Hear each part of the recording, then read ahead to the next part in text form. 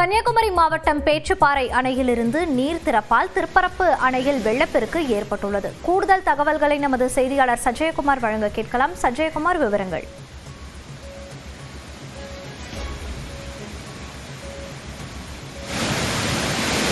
திருப்பரப்பு அருவியில் வெள்ளப்பெருக்கானது ஏற்பட்டிருக்கிறது.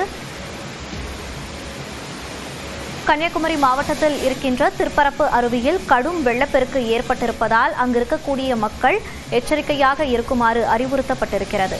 பேச்சுப்பாறை அணையிலிருந்து 2050 கன அடியில் தண்ணீர் திறந்துவிடப்பட்டிருக்கிறது. சஜயகுமார், இது குறித்த விவரங்களை பதிவு பண்ணலாம்.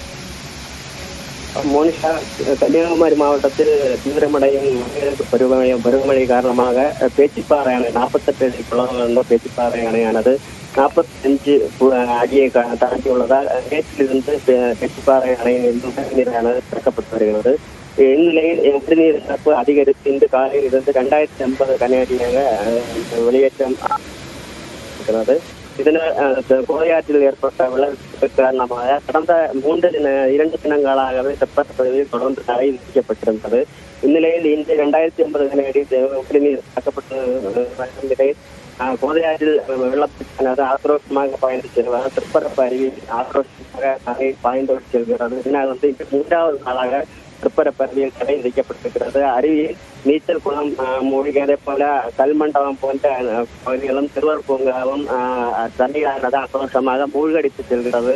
அதே போல பாதுகாப்புக்காக மக்களுக்கு குளிக்கும் போது பாதுகாப்பாக வழங்கி வைக்கப்பட்டிருந்த தடுப்பு வேலிகளும் தண்ணீரில் இழுத்து செல்லப்பட்டிருக்கிறது. இதனால் இன்று 3வது நாளாக திருப்பரப்பு அருவியில் தடை விதிக்கப்பட்டு தடுப்பு வேலிகள் வைத்து கண்காணித்து வருகின்றனர். இந்த நிலையில் இன்று ஞாயிறு விடுமுறை நாள் கொண்டாட திருப்பரப்பு அருவிக்கு வந்த ஏராளமான சுற்றுலா பயணிகள் ஏமாற்றத்துடன் இங்கிருந்து சென்று வருகின்றனர். விவரங்களை பதிவு செய்தமைக்கு நன்றி சஜயகுமார்.